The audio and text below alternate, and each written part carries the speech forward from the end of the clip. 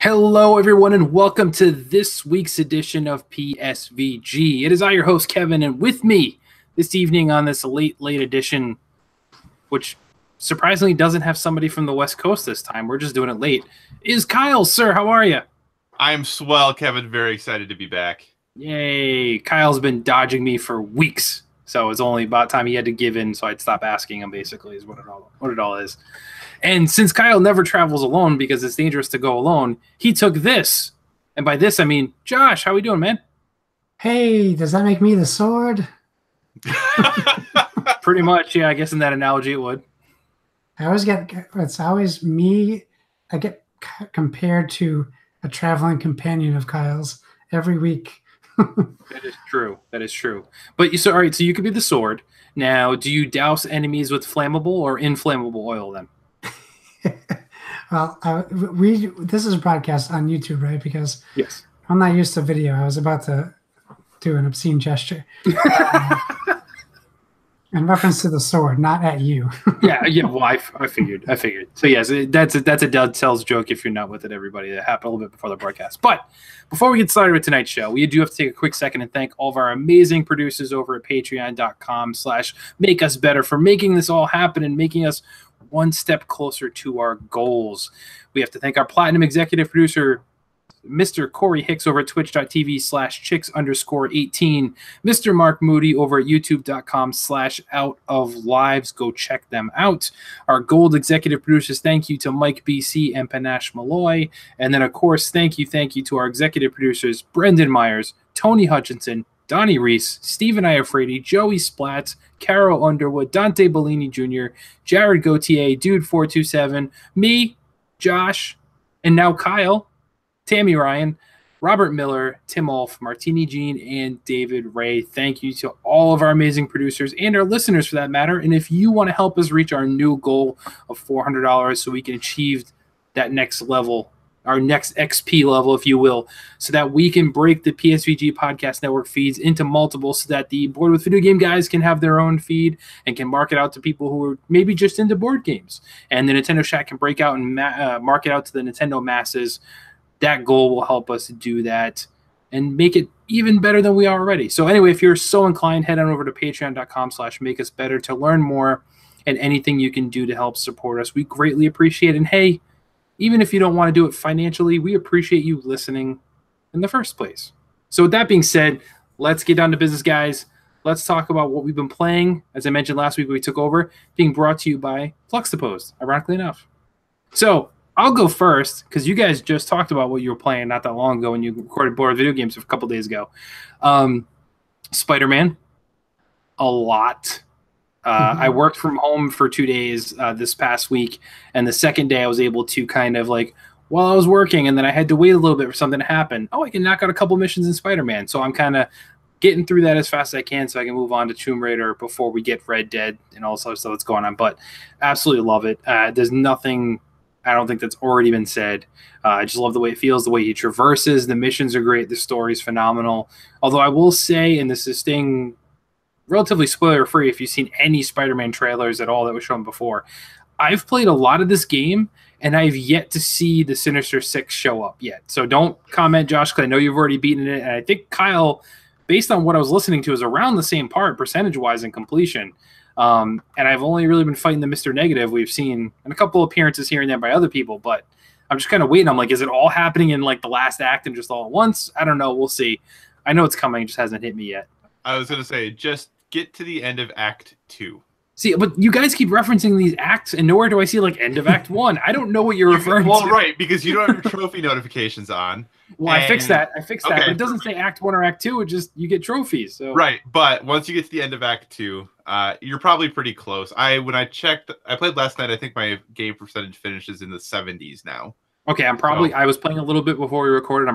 I think I just finished what you're referring to, and it looks like the next part of the story is going to be happening. So I'm getting there. I messed around a little bit with the Nintendo Online stuff. So obviously they gave us those 20 NES games you can play multiplayer. And I just realized how many of the NES games I just don't like. Yeah, It's fine. It's a great bonus. There are a couple of games like Zelda is fun and Mario 3 is fun. Like those are great, but everything else is kind of like I played for like 10 minutes. I'm like, yeah, I don't like these games, so it's all good. But we are doing a Tecmo Bowl tournament for what it's worth. It's probably going to be terrible, but we're going to stream some of that and get that going. More details to follow with that. If you've signed up, just await Donnie's messaging. He'll let you know. And then lastly, the thing Caro's been bugging us all about if we haven't played it, which nobody had prior to recently, and that was Undertale. I got it. I played about a half hour last week, and then I got about another hour into it today. It's okay. I don't know. I really don't. I get what it's doing. The music, I will say, is absolutely phenomenal. The soundtrack is fantastic. I went and found it on Amazon Prime. It's on Amazon Prime Music, all 103 tracks of it. It's fantastic. Like, that is great. Once again, I think it's just another case of people hyping as like, whoa, it's heavily inspired by Earthbound. Okay, that doesn't mean it's actually like Earthbound, guys. It's not comparable really much at all. The music is great and is similar to it. Even the graphic style isn't the same. Like, it's more the same to Mother, the first one that we didn't get in the US until it got ported to the Wii U. Like, it's 8-bit. It's not even 16-bit, which, you know, for the most part. So that's kind of iffy. And the combat, I mean, I'm torn as to why it feels the need to be a turn-based combat, but still have things you need to do and actually to attack and to defend. Like, it's turn-based, but not really, because you constantly need to be doing something anyway. And it's kind of a gimmick that I don't see me enjoying for very long. I'm already kind of getting tired of it, but I'm going to play through the game. It's well written. It's funny.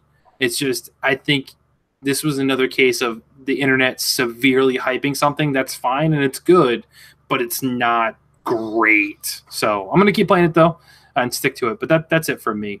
Kyle, so what are your thoughts a little bit more on Spider-Man? I know you're still plugging away at it. Yeah, so I'm still really enjoying it. I think that there are some interesting decisions that they've made with the game overall, and I've obviously, on Board with Video Games, been heaping praise upon the game. But, you know, I think Donnie brought up a good point recently that it's kind of weird when you go to side quests, it has to adjust the time of day. Like, that's just kind of a quirky thing that's in there. There's a few little odd things I think they did with this game, but overall having a ton of fun playing it. I think once you get through, like I said, I just, you know, got through Act 2, now in Act 3, the game feels very different. Like, it really, really feels like a different game that I'm playing right now. And I think that's great, because I kind of felt like I was maybe getting into the same old, and I was like, okay, like the story I thought in Act 2 was really good. And then I got into Act 3 and just things are very different about how the city feels and how you do everything. Like, so I'm really excited. It makes me want to jump back in and I want to finish the story. I want to see what happens. So I think that the fact that they were able to do that with, you know, me not being a huge comics guy, I think that's great. The fact that I want to know what's going on and I want to see where this story is going to go. You know, people keep talking about post-credit scenes. I really want to know what those are going to be. You know, Insomniac has said that they've not officially confirmed a sequel, but I think Brian Intihar said something along the lines that they want to keep us invested in the Spider-Man universe for years to come. So I assume we're getting a sequel based off of that comment. So yeah, I'm just really enjoying this, hoping to finish it up and polish it off this weekend so I can also move on to Shadow of the Tomb Raider before Assassin's Creed comes out. But still loving it, still really enjoying it. Definitely, I think it is a must play if you own a PS4. And if you're thinking about getting a PS4, if you're on the fence, you know, they're getting pretty cheap these days. This seems like a great reason to get one, or additional reason to get one, because there's already a ton of great games on there. Outside of that, the only thing I really played is because we are having a Tecmo Bowl tournament, I downloaded I played Tecmo Bowl. Man, am I bad at that game. Yeah, so am I. Very, very quickly in this tournament, but hey, I'm going to participate. Yeah, I wish. Is there a way in these Nintendo Classic games to look at the controls? No, and that's what, not that I've seen at least, and that's what's I have to look up to the controls. I'm like, I thought I knew how to play, but apparently I don't. And it being only 2 buttons, you'd think you'd get it, but yeah, right. No, not so much. Okay, I just want to make sure. I was like, because, you know, I can't remember back to that far back about like things that I feel like I should be able to do, but maybe that was too advanced for the time. So I definitely need to look that up. And also my other question, and maybe this was answered on the Nintendo Shack that I haven't listened to yet, but at the very, very bottom, is there a way to get rid of like the bar at the bottom that's like hit Z, RZL to like bring up the, can you get rid of that or no? I don't think so. Not that I saw. I find that kind of annoying. Yeah. I mean, it's not a huge deal. I just wish I could get rid of that. So, but yeah, download Tecmo Bowl, played that. Probably will get booted out of the tournament in the first round, but I figured, hey, I should at least practice a little bit so that the score isn't too horrible. But yeah, so that's about all I've been playing. Just Spider-Man and a little Tecmo Bowl. Nothing wrong with that. So, Josh, have you had time to dive into anything else in the last, 2 days? I did play Tecmo Bowl today. I'm pretty good at it, so now that I hear you guys, I'm not that worried. I played some more Dead Cells. I was going to say about Spider-Man, when we talked about it on board with video games the first time, I was kind of telling Kyle, like, I don't think it beats Horizon Zero Dawn for me because it's easy. And Act 3 really does change the entire game. I was immediately finding the game more difficult and challenging. Well, that's because you weren't upgrading anything, too. I heard that. I was like, wait, I still can't believe you guys didn't unlock suits. I unlock every single suit I can just because I want to change what he's wearing at any given point. Like, well, I wasn't realizing that. Like, when I discovered the suits that I wasn't also unlocking them, I didn't put 2 and 2 together. Oh, okay. So I just assumed I had all these suits. And I just looked at the suit powers and was like, this seems less cool than Web Blossom or whatever it's called. So I'm just going to keep doing Web Blossom. So I've been using I've been using like the same power, but I like how the powers can interchange with any suit. So it doesn't matter if I'm tied to it. So I like that because I'm using a power that has nothing to do with the suit. But I kind of been using the same power for a while too. So. Yeah, I use the same one the whole game. But now that I can upgrade all my gear, I'm just there's something I can go back and do for one of the challenges that I needed to get higher on. So I'll go do that and see how I do. Yeah, so I played some more Tomb Raider, not too much. I'm enjoying it, but I was given a task that takes me away from Tomb Raider, which is called Hover. So instead of enjoying my time at Tomb Raider, I'm writing a thesis for a college paper, essentially. Meaning it's hard and bad. Spoiler alert. Oh. The review, we'll be doing a review. I think Kyle and I will be doing some sort of joint review. Mm-hmm. Just so, misery loves company kind of thing. So... Don't shade what I'm going to think about this. I might love this game. I will say, remember, I have to go back to the PR people when you guys do stuff like this too, and kind of be like, "Here's what we did. Sorry." Like, I won't.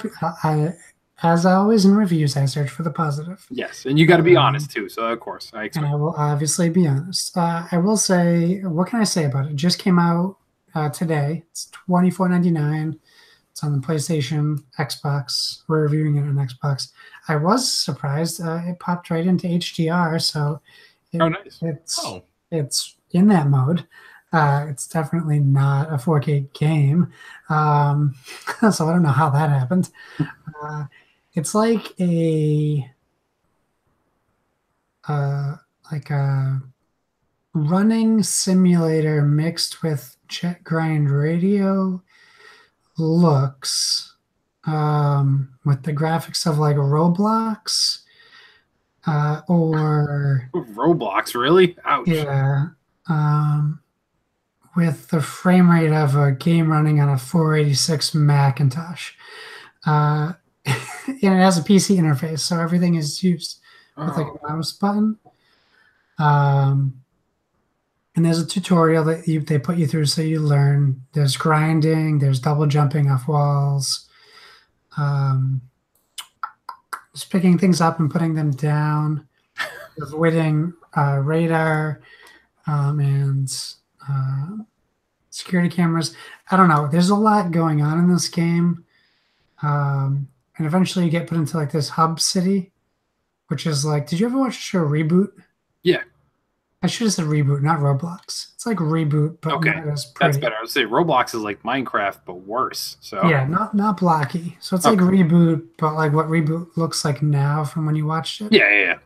So, and like the city is very like neon, like neon-y, not noir, but like Blade Runner-y, like all the signs are neon. There's graffiti on the walls. You can do graffiti, so that's kind of like jet grind radio a little bit as well. I'm definitely focusing on the negative things, but that's just because that's all I've seen so far.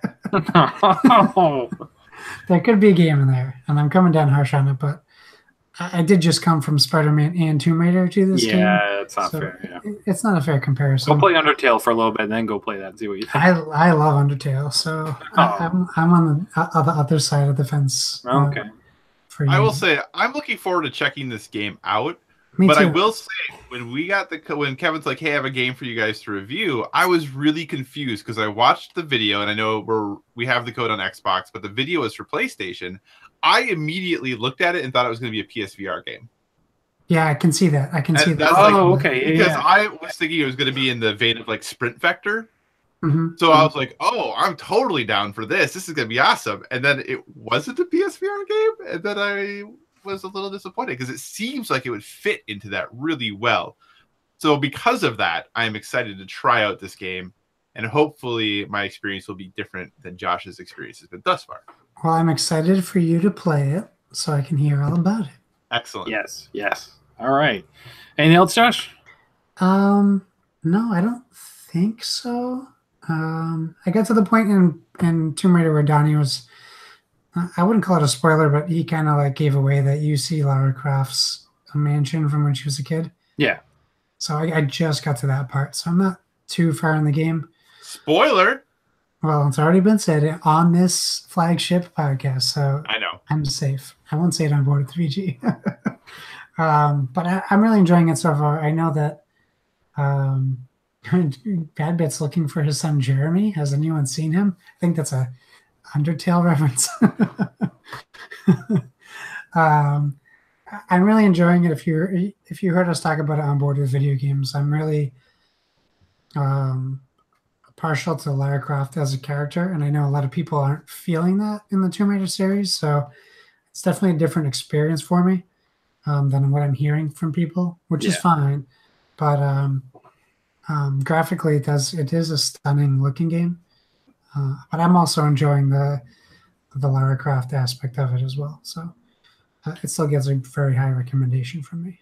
Fair enough. Fair enough. I'm sure I'll be commenting at some point in the next couple of weeks as soon as I wrap up Spider-Man. That's the next one I'm doing. So, but based on the comments both of you said on board with VG, I'm on more Camp Kyle in this regards too. But Sure. I still enjoy him. It's just not the same to me, but that's all. All right. So we got a lot of it, everybody. So it's time to check out the news of the week. First up, Chris Taylor, like any Nintendo fan, was beyond hyped to see Super Smash Bros. Ultimate is shaping up to be this game of epic proportions. But unlike most of us, this 21-year-old is not sure he'll live long enough to see this game. You see, Taylor has terminal cancer and has been given a few months to live. So people, as the internet sometimes has this great moment of kindness and support, started a social media campaign to get Nintendo's attention. So over the last week, the Smash Brothers fans on Twitter, Reddit, everywhere kind of lobbied against Nintendo to get this game to Taylor so he could play it just in case he passes away before it releases.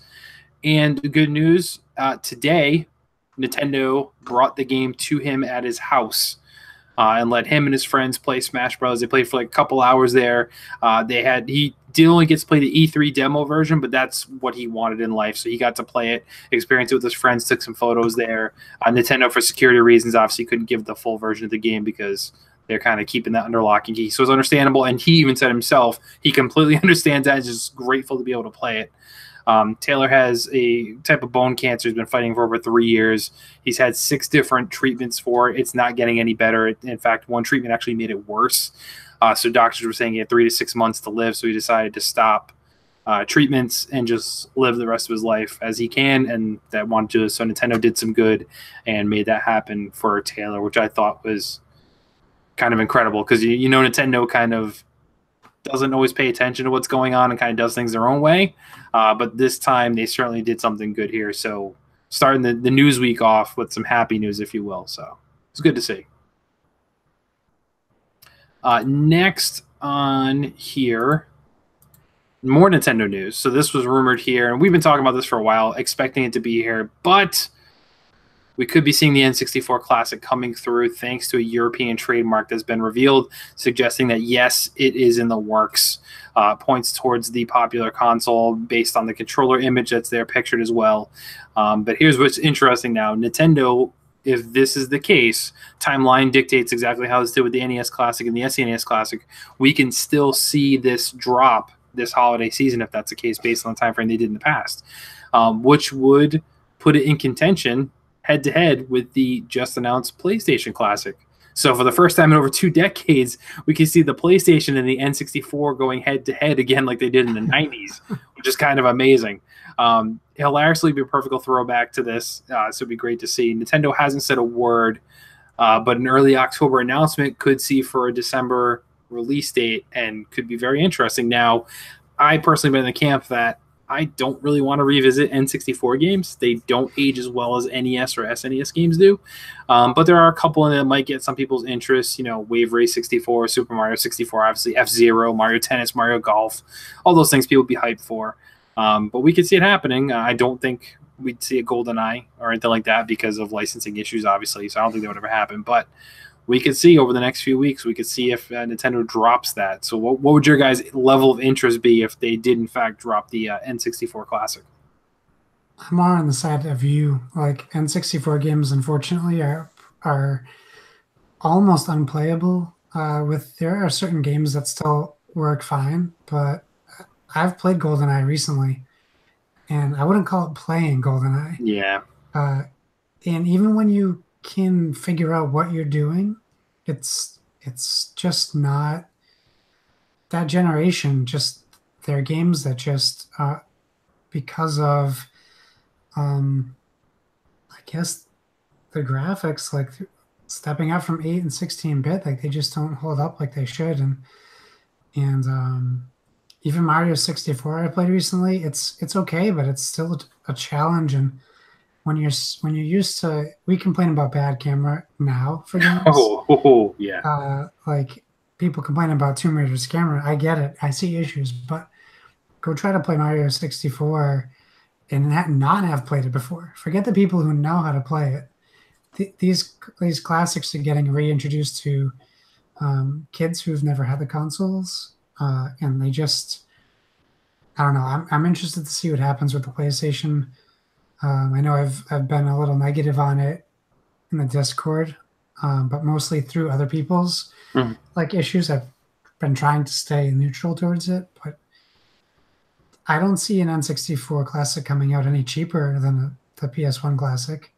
No, maybe $10, maybe. But And when you're asking that much money from your consumers, that's not too far away from a Switch. right.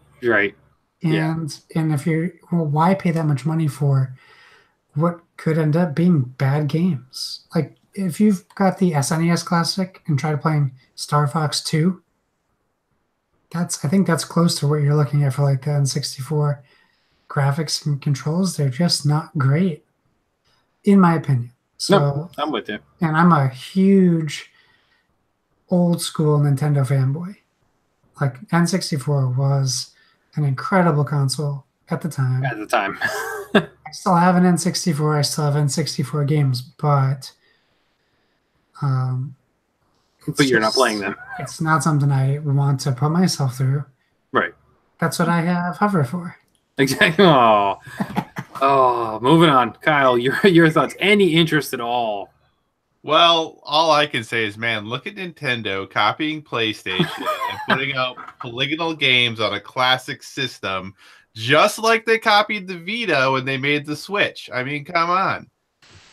No, I have zero interest in the N64 Classic. I also have, though, even as a PlayStation person, almost zero interest in the PlayStation Classic. And the reason for that being is I have a lot of very fond memories of the PlayStation. I also own a Vita, which means I could have basically all of those games that they're going to put on there. I already have access to. So really, if you want to get a really great way to play all those PlayStation 1 classics, go buy a refurbished Vita for super cheap, and then you can get them all for like $5 a pop. And you can get way more of them too. So that's my recommendation. Ignore the PlayStation 1 Classic. But also, like, I bought an SNES Classic. I thought it was going to be awesome. I played it for one weekend. It's not even hooked up to my TV anymore. No. Like, it's just not what I want to spend my time doing. You know, like, I think those things are cool and there's a nostalgia trip there, but I'm not going to sit and play Final Fantasy VII, you know, for however many hours that I have to on my PlayStation Classic, just like I'm not going to on my N64 Classic. I have some great memories from the N64 from college. Lots of hours spent, especially in things like Mario Party with my roommates and things like that. Lots of GoldenEye, lots of those things. But I have new things I would rather be playing. Totally. Just for our listeners, if you're interested in the PlayStation Vita used at GameStop, it's $150. There you go. $150 well spent, I say. You can probably get it cheaper on eBay and stuff now too. Probably. Yeah. So if you have been living under a rock, as we mentioned already a couple times here, the PS1 Classic is coming out December 3rd. It's going to go for $100. There's going to be 20 games on it, but they only announced 5, which I think is also very weird because when Nintendo does announce these things, they give you the whole lineup. So we know Final Fantasy VII, Jumping Flash, which I don't even know what that is. I've heard other people talk about that. It's such a good game. It's a launch game. Oh, okay. Ridge Racer, Type 4, Tekken 3, and Wild Arms. So, like you said, these games don't age well. And Final Fantasy VII is literally on everything. That's like the Skyrim joke, where like you can play Skyrim on everything. Final Fantasy VII is at that point too, where it's like, I don't know, it just doesn't make sense. And the fact that they're all in their original format scares me too, because Nintendo, while they keep it the way it is, they do make some enhancements to make sure these emulators that are on these classics run better. Right. Like they're not doing graphical things, but they make sure it's running better. I can't imagine some of the stuttering from back in the PS1 days, but I'm with you guys. I just don't have any interest. I think it's going to still sell well because there will be people who will go out in troves and buy it. And as I've defended myself too, is if Sony only sells half of what Nintendo sells, it's still going to be a massive win for them because that's just money, hand over fist. That is, these manufacturing on these things are super low. Super low. And it's like, okay, well, whatever you make it, whatever you sell is going to be worth it. So it makes sense for them to do it. And they'll build up some hype during the holidays when they don't have a big, first-party game. Now that Spider-Man's out, they have nothing really else to push or promote for the rest of the year that's just on them. Or I think this might be the opportunity where they're going to be like, hey, for the holidays, get this because you've already gotten Spider-Man. You're playing that now. So, speaking of Spider-Man, and everybody already has it, Spider-Man is now the fastest-selling PlayStation exclusive game of all time, selling 3.3 million copies within the first 3 days of release. That's awesome. It is awesome, and it is insane. So they did some math numbers here. I've seen some crunches. So even if you just said, okay, every single person that bought this game only bought the standard version of the game, Sony made 198 million so far. So that's not factoring any collector's edition, which would bump it up. It doesn't factor in anybody that may have bought in the PlayStation 4 Pro bundle, which would bump it up in price there too. So this is just an incredible thing. Sony obviously had high expectations for this, but I think even this is really surprising some of them, just how many people right away was like, yep, I'm playing it. Let's go. It's just insane. Just insane. But like I said, it's totally worth it. And as Kyle said earlier, everybody that has a PlayStation should be playing this. And it is potentially a reason for somebody on the fence about PlayStation to get one. You partner that up with God of War this year, and those are 2 super high quality exclusive games that dropped this year just on PlayStation. Could you imagine if PlayStation, because, Xbox made a big move at E3, bringing on 5 new studios. If PlayStation was like, you know what, we really need to get one more first-party studio in our stable. Obviously, Insomniac's independent. They did Sunset Overdrive for Xbox, but traditionally have been making games on PlayStation.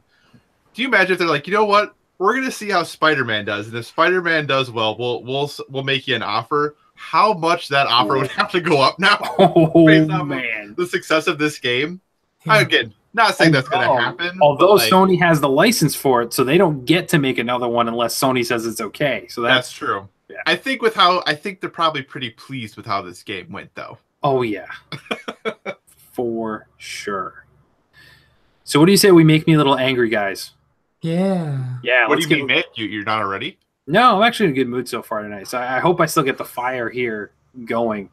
And our buddy Q, the Lobo Rican, shared this story not with me, but he posted it, and I saw it and it got me angry. The cover of ESPN, the magazine, features a pro gamer. I say pro in air quotes. Pro gamer for the first time. And it is my self-proclaimed arch nemesis, Ninja. So in a world of YouTube and Twitch streamers and professional gamers, between the Overwatch League and the professional fighting game players and your PUBG things, Dr. Disrespect, the 2-time back-to-back world champion, this, I almost swore, clown is the first guy to be on the cover, and I am irritated. So Tyler Blevins, who's better known as Ninja, he's the most followed streamer on Twitch. Although those numbers go up and down. Currently has over 11 million followers and gets an average of 43,000 viewers per stream. He confirmed he makes nearly $500,000 a month, mostly from Twitch Prime subs, but also from YouTube, Instagram, and Twitter. He made the cover of ESPN magazine and said he's the first professional gamer ever to land on the face of the publication.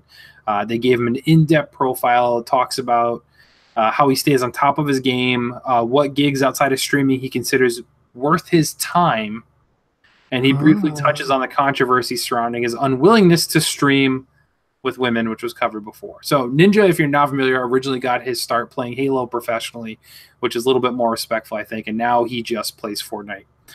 He strives to practice every day, says even when he's streaming. He says, yes, there's a difference between practicing and playing because you're not learning and trying different things unless you're practicing. And then say you're just streaming. This is what kind of annoys me here. And this is where a lot of people defend him and they like him. And he's a good player, but there's much better people out there. You have Shroud, Dr. Disrespect, I said, that can do the same things this guy does. But I think it's the color of his hair and the tween kids just like watching him for some reason. So his comment about going to other events. When I decide whether or not I'm going to an event, the pay has to be there, he tells ESPN. If it's not paid, how much clout am I going to be getting? Am I going to be networking with people? And is that networking worth $70,000? So that's apparently his price tag. He did suggest that now he's making more than the $500,000 he was quoted earlier in the year saying, but he wouldn't go into strict details. And then the one thing he said he wanted to clear up about his comment about not streaming with women, which I don't think he cleared up. I think he actually just made the situation worse. He said he didn't want to stream with women originally because he didn't want people saying that there was something going on between him and the person streaming, because apparently you can't play with girls without having a relationship with them, so whatever. But he said one thing he wanted to clear up about this comment he made about it. He took a lot of heat for the remark, but he says he misspoke. And what he said was taken out of context and spun negatively. What he meant was that he did not want to stream with women because he's committed to his wife. This is my spouse. This is the person I vowed to spend the rest of my life with. The fact that anyone feels they can judge how I'm protecting my relationship and try to make it political, really? That was his exact comment. So instead of being like, hey, I don't want people assuming things, he's basically saying he's almost incapable of streaming with a woman without endangering his marriage. That makes no sense to me at all. So hopefully you guys get a little bit more glimpse as to why I hate this clown. I hate him. The things he does and the way he treats people and even his own supporters and the comments he says about himself and other players and his fans, I just don't like the way he conducts himself. And, far be it from me because I don't have that level of, interest that he does, obviously, clearly. But instead of just being a character, much like Dr. Disrespect plays a character, where he can get away with that. This is just Ninja being Ninja, and he just comes off like a jerk, I think, a lot of the times. And that's where it's not like a gimmick, and I think that's kind of what irritates me more. But so, Kyle, you're a big fan of the Overwatch League. You follow that closely. I mean, whether players getting recruited, traded, the whole nine. Do you feel that maybe somebody in that league would stand out as a better representation of esports than Ninja has, and especially in this interview? That was the whole cloud of the interview, was how much money do I make, what gets me to actually leave my house, and I love my wife. Well, I'll try. I'm going to address this on a few different levels. Number one, I get I know it probably sounds bad, but I get the idea of, if I am asked to go to another event, I have to weigh how much money I'm going to make at that event. Because if I have to travel a day, go to the event a day, travel back a day, that's 3 days of streaming that I lose. And That's 3 days of people not resubscribing to your channel. That's 3 days of income he is giving up to go do that. So it makes sense to ask the question, how much am I going to get paid to do this? It's his job. I don't think there's anything wrong with that. Now, do I wish I got paid $70,000 to go do that? I absolutely do. The Minnesota Twins, my hometown baseball team, not too long ago had a Fort Day game, and Ninja was there, and they played some Fortnite while there. I'm guessing they probably paid him $70,000 to come. But I can understand that when you're like, hey, I can only do this for so long. Like, you can't be a professional gamer forever. So you might as well get the goods while the getting's good, So that's one thing. I get it. I think it stinks to kind of talk about in that context, but I understand why he is looking at it that way from a business perspective. For the not streaming with women thing, I just think that's dumb. Whatever. I will say, like, one of my favorite streamers that I watch is an Overwatch streamer named Emong. He's one of my favorite streamers. I watch him all the time. He regularly streams with a support player named Fran, and they stream together a lot, like very, very regularly. Like, I don't think it's a big deal. Like, I think you can do those things, and if you're just cool with your community, nobody cares. But whatever. But how do I know? I don't make $500,000+ a month as a streamer, so maybe I don't know. As far as him being the face of esports, I honestly don't care that much. Like, could there be some people from the Overwatch League who I think would do a better job of representing esports? Sure. I absolutely think that is true. But I don't actually see this as a big reflection on esports. I see this as a reflection on ESPN. And they're like, we need to do stuff. Like, we need to attract a crowd that maybe we're not attracting right now.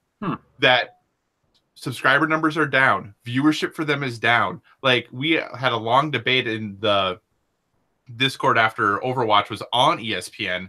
Overwatch League was whether those rating numbers were good or not. And they weren't amazing, but they were not that far off from what other things ESPN gets ratings for. And keeping in mind, it was on ESPN, it was on Disney XD, it was on a whole bunch of different things. So it wasn't just on ESPN, and it was on Twitch and everything else.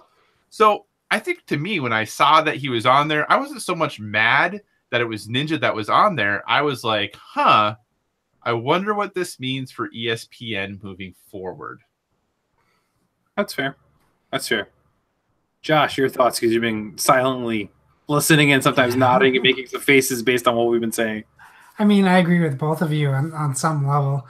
I think, like, a great cover would have been, like, the entirety of the Overwatch League in a long, like, school photo kind of thing, because when you're talking about esports with ESPN getting involved, these are things that are being streamed now on TV. So you're not going to turn on and see Ninja on TV. You're going to see the Overwatch League. Like, my wife was flipping through the channels last week, and she's like, Disney XD has Overwatch League on. And I'm like, yeah, like, it's definitely becoming popular. So I agree with Kyle. Like, this is a big move for ESPN, because they're showing that they're trying to adapt to what's happening. And maybe they saw, like, the Counter-Strike thing happen last year or 2 years ago with Spike and thought it was nothing. And now they're seeing, like, this is clearly something that is continuously happening. Do I think that Ninja is the greatest cover person?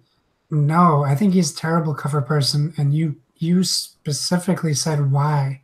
I think that with what's going on right now socially and politically with the women's right movement and everything that's happening, to put someone on, so originally it was put out like, you have all this influence, yet you refuse to work with female streamers in an industry where it shouldn't matter, like I said, who you're streaming with. It shouldn't. The problem is, are you looking at it as where the people who are watching female streamers because they are streaming and you can see what they're wearing and they're being sexualized by teenagers? Or are you watching female streamers stream because they're good and you don't care what they look like, whether they are dressed provocatively or not? There's a lot of streamers out there that I watch are females where it's just the head cam. Yeah. And they're just on mic and they're playing. And there's that part of it too. Like that's going to happen regardless. So if he feels like a certain segment of female streamers is going to threaten his relationship with his wife, that's a personal decision he gets to make. Right. Like I have a friend who has a wife who will not let him speak to or go out with or hang out with other women. Do we all think that's crazy? Absolutely, but we're not in that marriage. So maybe his wife is like that, or maybe he is like that. So do I think it stinks? Absolutely. But unfortunately, like it is a decision he gets to make. But it's unfortunate when you can be a role model to other people and a leader that you can't separate the two of those things. I think that stinks. But I think if he's going to make that decision, maybe not now put him on the cover of a magazine promoting a whole new genre of quote unquote sport. Maybe pick a neutral person. But I guess it also doesn't get clicks and sales. Yeah, I think that's part of it too. Like I wanted them to do right. I wanted them to do something better with highlighting this for people who maybe not familiar with what this arena of esports really is. But they took somebody that essentially doesn't really compete in anything. He's not competitive. So like you're highlighting esports and streaming, but it's like, but you're not actually talking to somebody who regularly competes. Like he's done some charity events recently. He did the Fortnite thing at E3 with the celebrity thing, but it's like he's not competing anymore. Like he's pretty much retired from that angle. So it's like, so give it to these other people that can kind of say, well, like, hey, this is a legitimate sport. We're looking at a time where esports is possibly going to be in the Olympics. So talk to somebody that actually has a shot at doing something like that, and you know, ESPN can then take the angle like getting these kids who aren't good at football or baseball, but they can play a game really well to be like, hey, this counts as a sport too. This is acceptable, and this is a career path I can go and get, you know, college and now give scholarships out to esports, stuff like that too. This is a legitimate route for people who may not do well in school and can't afford, and they play football. They get in. This can be the same thing for gamers, and instead they took this guy who's more of just a clickbait celebrity type scenario, and he's not actually doing anything to push forward the industry as a whole, I guess is what I'm saying. Like this was a missed opportunity in my mind to really kind of promote something bigger. Last brief note that I've been thinking about, and I think you're 100% right, because especially if ESPN is going to be showing Overwatch League more, this would have been a good idea for them to start talking about more, especially if you took it from the angle of, you know, the Boston organization is owned by the Kraft Group, who owns the Patriots. The New York organization is partially owned by the owner of the Mets. The San Francisco organization is partially owned by the owner of the Kings. Like, there's a lot of things they could have done to tie that in, and it's kind of disappointing now that I think about it that they did. Yeah. So, all right, we should move on from this. But we will stay briefly on the subject of Fortnite. So, are you guys familiar with the concept of football widows? Women who are married to football players who are now dead? No. Well, I mean, technically, yes. But in this regard, I'm speaking to people who end up getting divorced because during football season, the husbands just are completely absent and just do that. It happens. It's a thing. I have heard about it. Well, in 2018 so far, keep in mind the year's not over, at least 200 couples in just the UK have filed for divorce while citing addiction to Fortnite. So we have Fortnite divorcees coming through. There's more than 125 million registered Fortnite players around the world. The game pulls in over 1 billion in revenue since launching in 2017. But apparently there's a growing number of people who may wish they spent a little less time playing. And yeah, people are getting divorced over Fortnite at this point. So I can say right now, Fortnite is not affecting my marriage. I know you guys don't play them as much or really at all. So yeah, I just thought it was a funny thing there that just it's a thing now. I just wish they were citing a better game in their divorces. That's true. I'm kidding. Nah, you're not wrong. It's not painting gamers in a good light. I'll tell you that. That is true. An anecdote. So, because I live in Massachusetts, sports radio is on. You can't avoid sports radio, unfortunately. The Boston Red Sox have a pitcher who had a hand injury who was obsessed with Fortnite. So for the past 6 months, we've had to listen to sports radio people talk about Fortnite every day for hours on end, and they don't understand it, which makes it 10 times more frustrating. But they know who Ninja is. And now that you brought that up, I do remember them talking about the divorces. So now they're talking about the divorces. They're still talking about David Price, one of our best pitchers, hurting himself. They get down to calling people losers and nerds, Of course they do. and fat and on their couches. Like every stereotype has come out of the woodwork.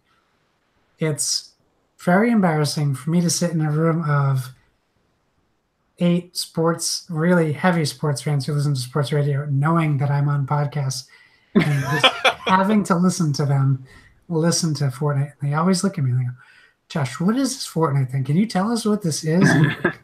I don't want to talk about it. Like, no, I don't play Fortnite. I've never played Fortnite. I don't know what it is. Is that like Minecraft? I mean, there was that story that not long ago where they were talking about how NHL prospects, they were telling them to clean up their social media and remove references to Fortnite because they didn't want the coaches worrying or the teams worrying about them spending too much time playing Fortnite when they should be working out or doing whatever else they're supposed to be doing. So it clearly is having an impact. Which is insane, though, because they single out just Fortnite in all these stories. I know, It's like right? they could just be playing any game all the time, and it's still just as bad. Like it's not that game, guys. If you're a gamer, you're probably like if you're a real gamer like us, for instance, we look for opportunities like, hey, I'm not doing something. Let me go play a game for a little bit, or let me get a couple hours in every day and do something. That could happen to anybody, regardless of profession, regardless of what game you're doing. It's the same thing. If I play 10 hours of video games a week, it's not going to be all one game. But if it's not, I mean, even if it is or it's not, what's the difference? I'm still spending that same amount of time playing a game and not doing. If we want to talk about what's bad for marriages, this is bad for marriages, not for a portable gaming system. I've gotten some looks too. Yeah. Moving on. So we've had this trend the last couple episodes being able to talk about something coming to Netflix that's gamer related, but it sounds like we're getting yet another gamer friendly series coming to Netflix, the streaming service. Already is Castlevania. We know they're working on The Witcher, as we talked about last week. The Twitter, that's Ninja.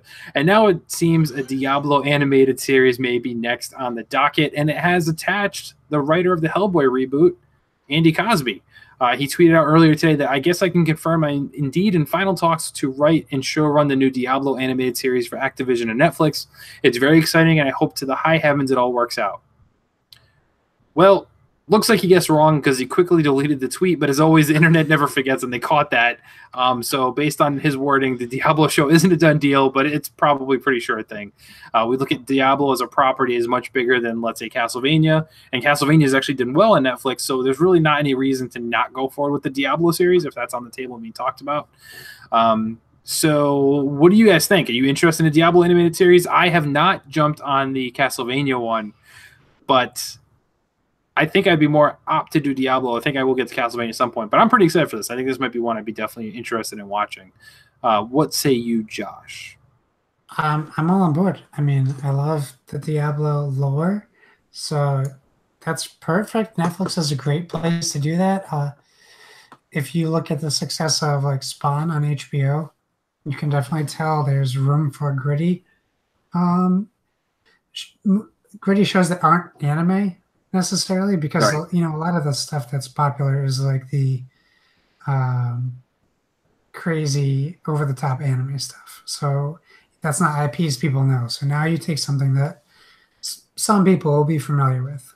The Castlevania one was good, but it was a little over the top as well. But yeah, I'm excited. I guess I'd be more curious to see if they're going to try doing it like Castlevania style, or if they're going to try doing it more like CG style, like the Overwatch shorts and stuff like that.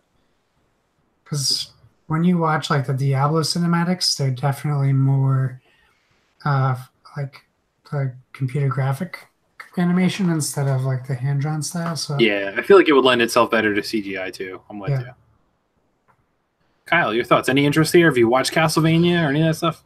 So here's the deal. I heard about this, right? I'm like, oh, Diablo. Okay. I'm Activision. I'm working with Netflix because You're I want to Kyle. put. Yeah. You're Wait, Kyle. what was that? I couldn't hear you. He said he was Activision. I Yeah, just I'm wanted to at. correct him. So I'm saying if I was Activision, if I ran Activision, Activision, and I'm sitting talking to the person who runs Netflix, I'm sure it's just one person. Yep, and just one. And I said, okay, I want to take one of my properties and I want to make an animated series about it. I could either take this game series that hasn't had a new installment in a millennium, not really that long, but it's been a really long time. Or I could take this game series that has 20 professional teams in a league that I'm trying to promote with a World Cup going on right now with constant updates like every month about new things that are happening with heroes that people love and adore that already has shorts that people are like, why isn't this a show? Because it's But not no, I'm documentary. going to pick the game that hasn't had a new game in forever. Really? Kevin, I think Activision is mad. Oh Yeah, my god! How did Activision's they not mad. do Overwatch? How is this not an Overwatch show? At least it's not Call of Duty. At least it's not Call of Duty. How is this not an Overwatch show? Maybe they wanted to do something like proof of concept. I probably will watch this. I have no doubts I probably will. But I just am really disappointed because I really want an Overwatch something, a movie, a show, something. And I can't believe that that's not what they went. Maybe they're shopping it around and they're just looking for somebody to produce it that has the interest. Like maybe this writer being Hellboy and Diablo is kind of a closer alignment as far as like style than it would be doing Overwatch. Maybe they'll in search for something like that. Or if they're not doing the CGI route for Diablo, it might be a budgetary thing where the cost of making a fully CGI series on Overwatch would be substantially more expensive than a drawing one. I don't know. I'm just throwing it out there. I with you. It want doesn't really immediate necessarily make sense. gratification now. We don't get. I think in the world we can't have Overwatch movie because we need a Sonic live action movie. Oh, no. If you haven't seen the pictures of Jim Carrey dressed as Dr. Eggman, it's something to look up. It looks like more like Dr. Light from Mega Man than like he looks nothing like I don't know.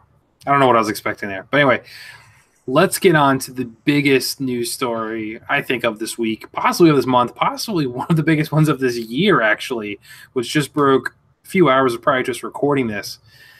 TellTale Games, makers of The Walking Dead, Minecraft Story Mode, Batman, Game of Thrones, Guardians of the Galaxy, Wolf Among Us, all this stuff.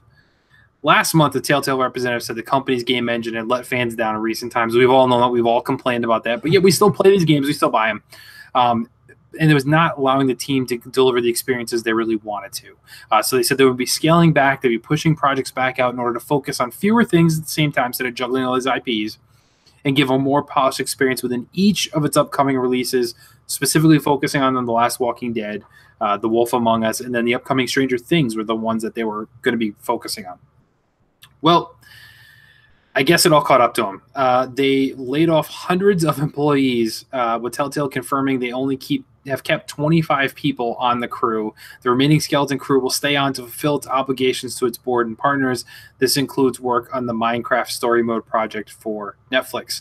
The company's CEO, Pete Hawley, released the only press statement we've seen so far. It's been an incredibly difficult year for TellTale as we work to set the company in a new course. Unfortunately, we ran out of time trying to get there. We released some of our best content this year and received a tremendous amount of positive feedback, but ultimately that did not translate to sales. With a heavy heart, we watch our friends leave today to spread our brand of storytelling across the games industry. Now, that was the initial thing that came out. Everyone's like, whoa, man, Stranger Things is done. We're not going to get another Batman. Oh, we're not going to get The Wolf Among Us. And then people started questioning, well, what's going to happen with The Walking Dead? The final season is going on right now. Well, while TellTale has not come out and confirmed it, there are sources both within reporting to Game Informer and US Gamer from TellTale stating it will not be completed, that they are only focusing on the Minecraft Story Mode adaptation for Netflix. So the first episode of the TellTale's Walking Dead final season premiered August 14th. Second is due to launch next week, or this week if you're listening to the podcast.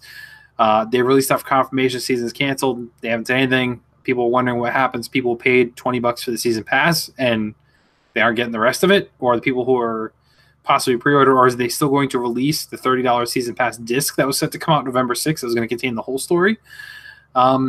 Yeah, it's just really bad news that it looks like we're not even going to get closure to one of the most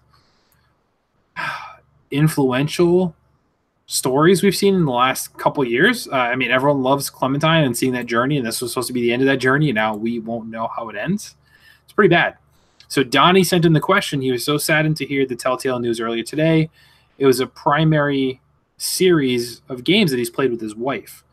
Did we ever play any TellTale games with our significant others? And if so, where do we go from here?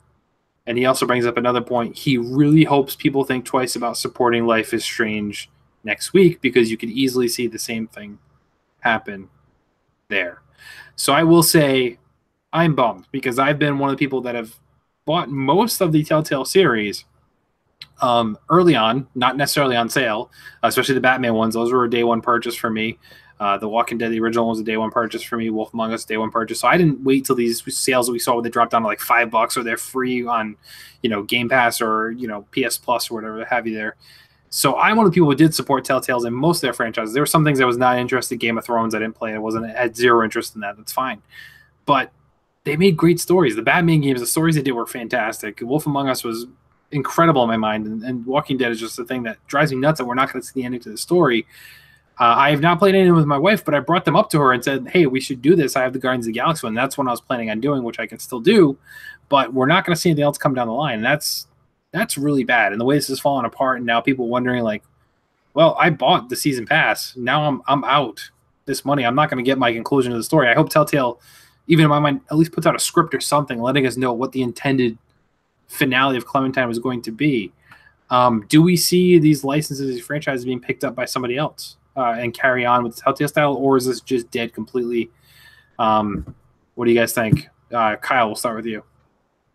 Yeah, this was really disappointing news. I mean, business is business, I guess. And if you don't have the money to pay people, it's really hard to continue to make games. And, I think that's the hard thing of if somebody bought the season pass and you're going down to the skeleton crew. I'm sure that they're probably, I think it said that they declared that they filed for bankruptcy potentially. So probably fulfilling their obligations to their partners is just a way for them to not lose even more money than they've probably already lost.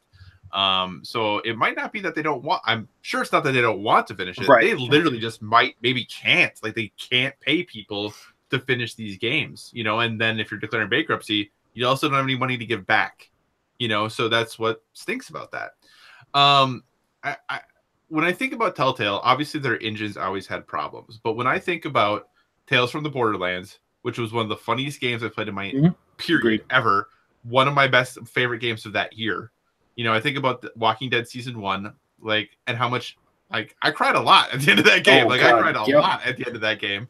And then I think about the storytelling in The Wolf Among Us. If you just look at just those 3 games alone and the quality of the storytelling in those games, and then you come to me today and be like, yeah, that studio is done? Really? It seems like some really significant mismanagement had to happen for that to be true, because sometimes I guess, really good games don't always sell really well. But just when I think about how good those games were. Now, like many of us, I got really weary of TellTale games by the end, especially the quality of their engine, the glitches that would happen. It got very tiring by the end, but I was almost always willing to forgive it because I liked the stories. I played most of the games. I played Game of Thrones. I have Guardians of the Galaxy. I paid for it. I haven't played it yet, but I have it. I've played all of the Walking Deads.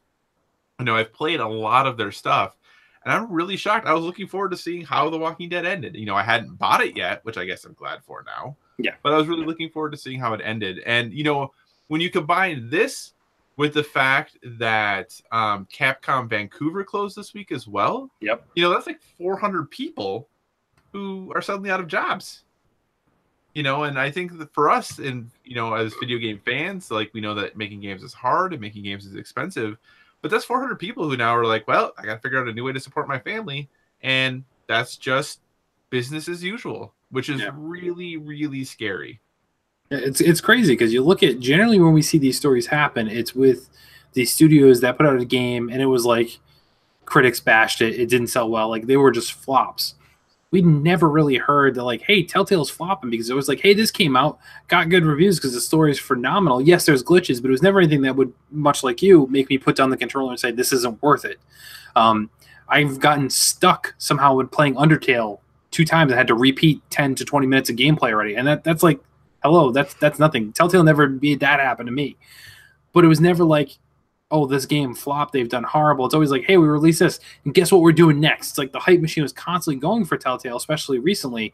So you're right. I think there's more to this story that we're going to find out over the next coming weeks, possibly months, but there has to be something more than just sales numbers, I feel. There has to be something else there. Josh, your thoughts?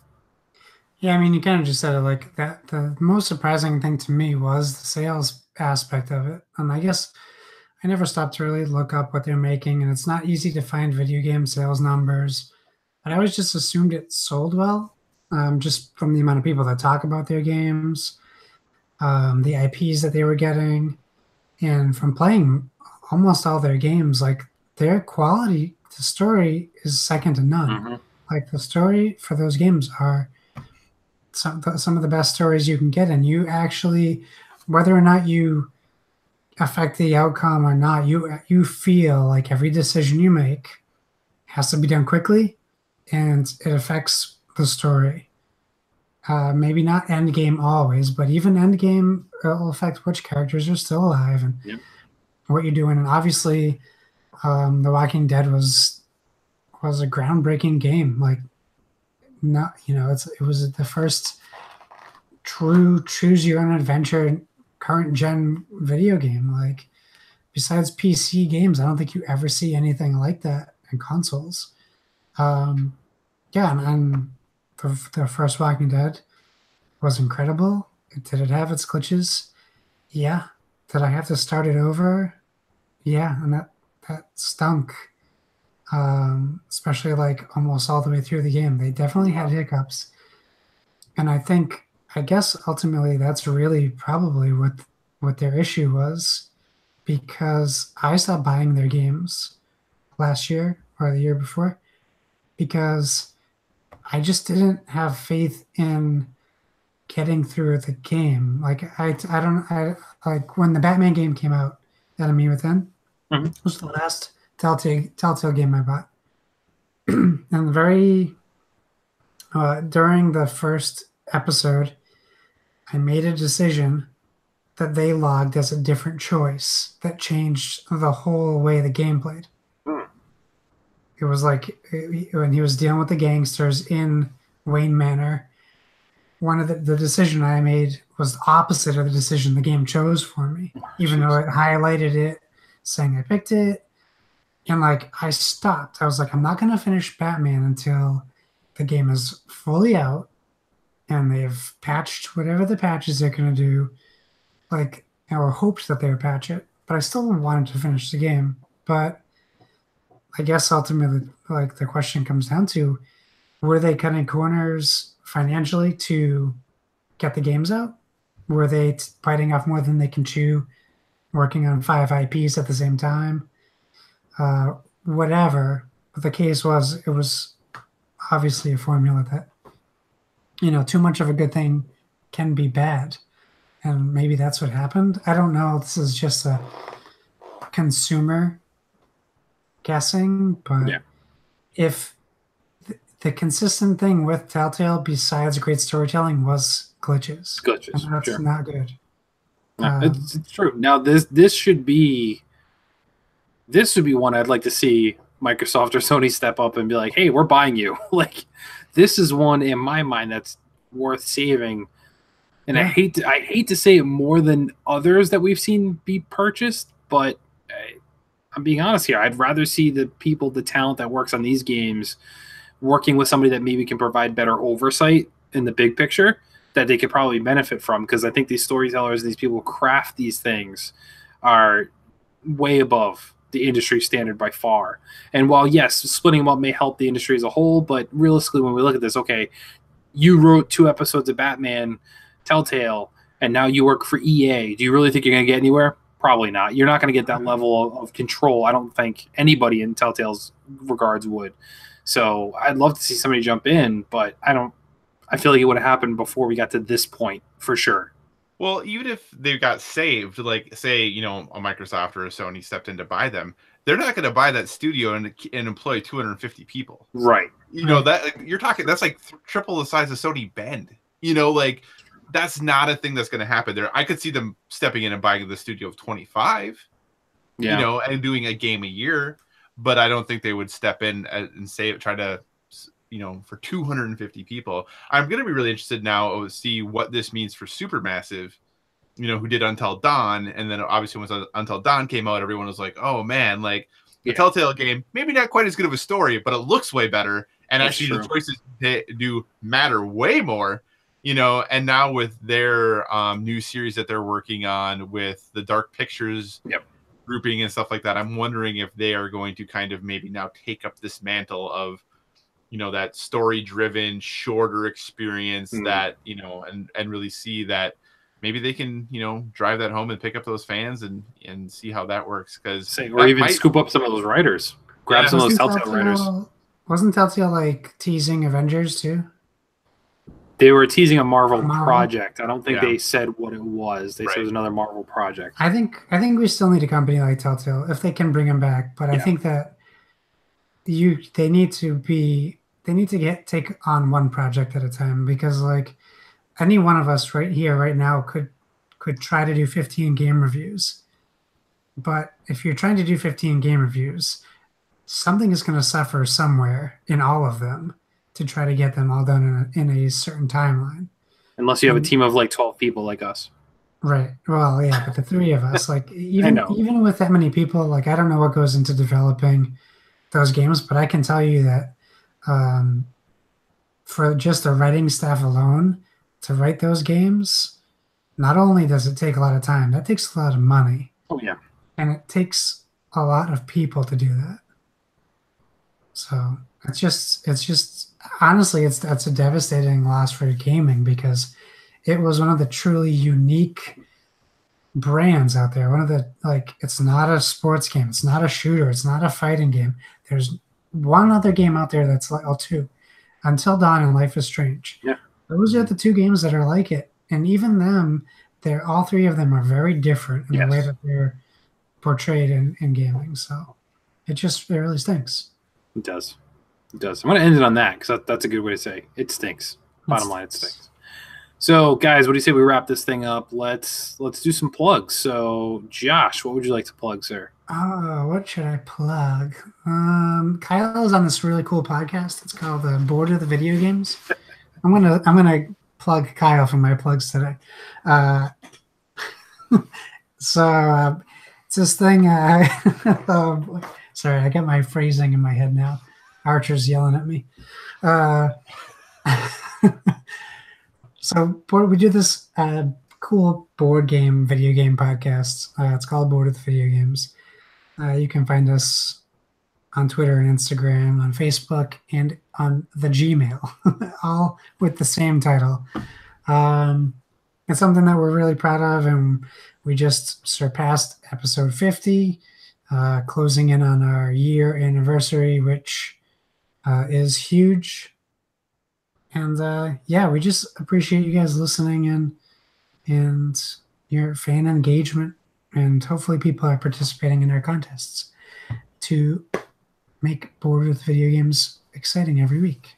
And I do want to point out that you guys beat Nintendo Shack to having 50 episodes, by the way. So you are, next to this show, the most consistent product. We were even forced to skip a week against our will. We would have had one more. That's true. That's true. Kyle, where can people find you, sir? Yeah, so you can find me at Xbox Live, PlayStation Network, Twitter, Board Game Geek, Instagram, all the usual places, all at Psychocross, CYCOCROSS. Yes, check out Board with Video Games. We're super proud of it. And I have shared my secret project with these two, but I have a secret project, a new show coming soon to a YouTube near you. It might have to do with a game I talk about a lot, and a game I talked about even on this show today. So we'll just leave it at that. Oh, you're not going to tell them? Nope. No. Yeah, it's a great concept. It's worth keeping your eyes peeled for everybody. So follow the show at PSVG. Follow the network there. You can follow me specifically if for some strange reason you want to do that at PSVG Kevin. Make sure you subscribe to twitch.tv/PSVG to find out all the stuff we're streaming. Once I'm done with Spider-Man, I'm going to get back to streaming a little more regularly. I know the only reason I wasn't streaming Spider-Man is we had both Seth and Josh were posting some stuff there too. And some of it actually got taken down because copyright strikes. And for some reason, I don't know, it was really weird. Nathan streams them too, so I'm waiting until I play something else and I'll be streaming. I'll be back on that flow. Head over to the website, psvg.blog. Make sure you click on the Discord link and join us over in the Make Us Better Discord. We will make your workday go much faster because you can chat with us about anything and everything all at the same time. It's always hopping over there. And then last but not least, of course, patreon.com/makeusbetter. Your money not only goes to help us, but many other talented creators all in one place. So instead of juggling multiple Patreon contributions, your one contribution here supports so many other people. So thank you, everybody. Thank you for tuning in. Thanks for telling a friend. Thanks for listening. But more importantly, we ask that you never stop gaming.